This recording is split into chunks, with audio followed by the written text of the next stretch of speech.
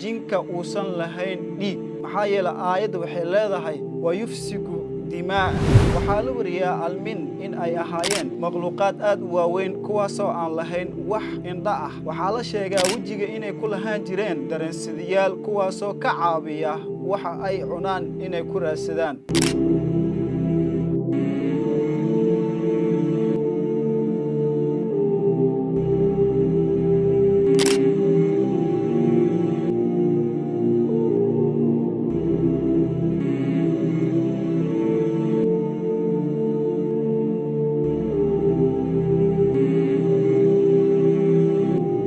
السلام عليكم ورحمة الله تعالى وبركاته صاحبي waxaad ku soo dhawaataan sheekadeena qaybteeda labaad magacaygu waa Cabdirasaaq Xaaji halkan waa Barsan Media qisadeena qaybteeda koowaad waxa inoogu dambeysay makhluuqaadka lagu magacaabo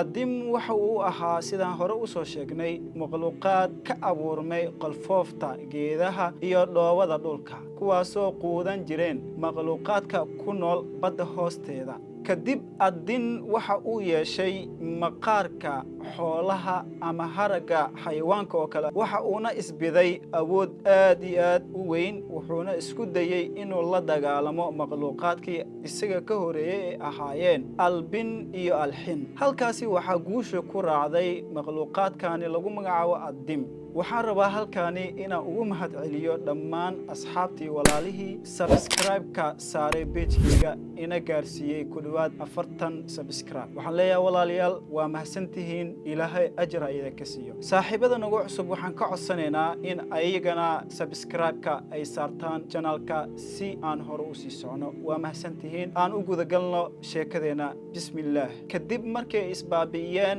makhluuqaadkii kala ahaayeen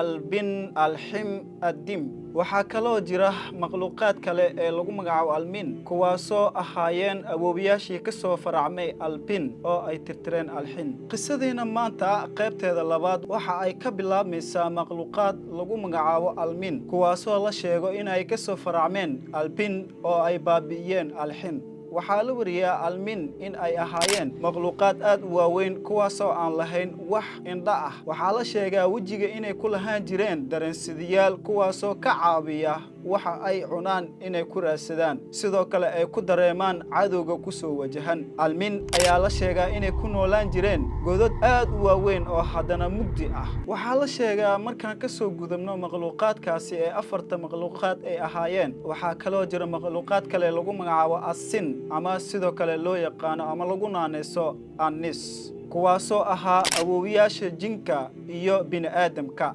qisadan u eg khuraafaadka ayaa mufassiriinta waxa ay u daliishadaan aayaddaani dhahaysa wa id qaala rabbuka lilmalaa'ikati innii jaacilun fil ardi khaliifa waxaad xustaa nebi allow xili oo ilaahay malaa'igtiisa ku dhahay waxaan rabaa in arlada u sameeyo khaliif mufassiriinta ajidaya ay u daliishadaan in sheekadaani ama qisadaani ay jirto halka mufassiriinta ka soo horjeeda qisadaani oo aaminsan inay khuraafaad ay tahay oo waxa ay aaminsan yihiin in arlada ugu soo horeeyay bini'aadanka jinka taasoo beeninaysa aayadda su'aal ahaan ee malaa'igta ay u weydiinayaan Allah subxaanahu wa ta'ala ee oranaysa atajcalu fiiha man yufsidu fiiha wa yufsiku dimaa oo micnaheeda ay tahay ilaahayow miyaad arlada ku abuuraysaa qoom ama makhluuqaad fasahaadinaya kadibna dhiiga ku daadinaya aayaddan ayaa waxay noo caddaynaysaa mufassiriinta aaminsanaa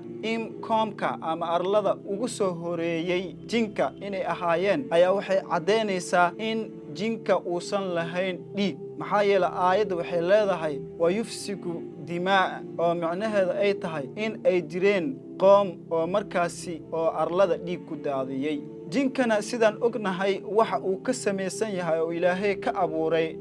naartana inaysan dhiig ka daadanin ibnu kathiir ayaa waxa uu leeyahay qoomkaani oo fasahaadkooda aad u badnaa arladana dhiig fara badan ku daadiyey ayaa Allah subxaanahu wa ta'ala wuxuu ku saliday oo cadow ugu dhigay jinka markaasay isdagaaleen ay baabi'iyeen dhammaantooda kana tirtireen adduunka waxaa kaloo jira riwaayado kale oranaya makhluuqaadkaani waxa ay yihiin labada qabiil ee soo bixi doona aakhir zamaanka ee lagu magacaabo yaajuuj ya'juuj iyo wamaajuuj oo jinka marka ay ka adkaadeen ay carareen kuna gambadeen ama kuna dhunteen buuraha ama ay ka galeen buuraha bini'aadanka markuu ilaahay dhulka ku beeray ayaa waxaa la sheegaa inay dib u soo baxeen kadibna uu xabisay boqorkii lagu magacaabi jiray dulqarnayn oo ku xabisay derbiga weynaa oo ilaa iyo hadda ay ku aasan yihiin ayna soo bixi doonaan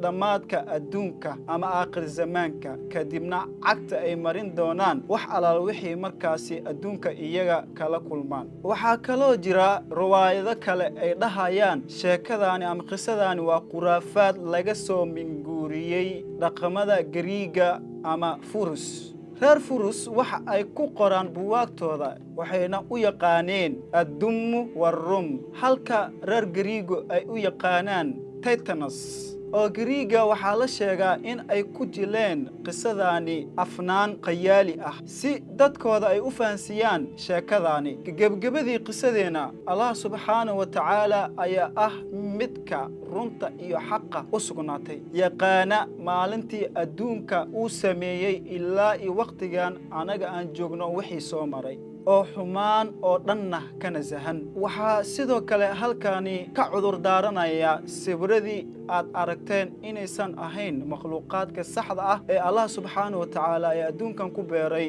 halkaani ayaan ku soo gabagabaynaynaa qisadeeni ku saabsaneed makhluuqaadkii ugu horeeyay ee Allah subhanahu wa ta'ala ee adduunkan ku beeray waxaan ka codsanayaa in adigana aad ka mid noqoto asxaabta ku xiran page-keenaga sidaa darteeda waxaan ka codsanayaa in aad subscribe aad saarato mahadsanidin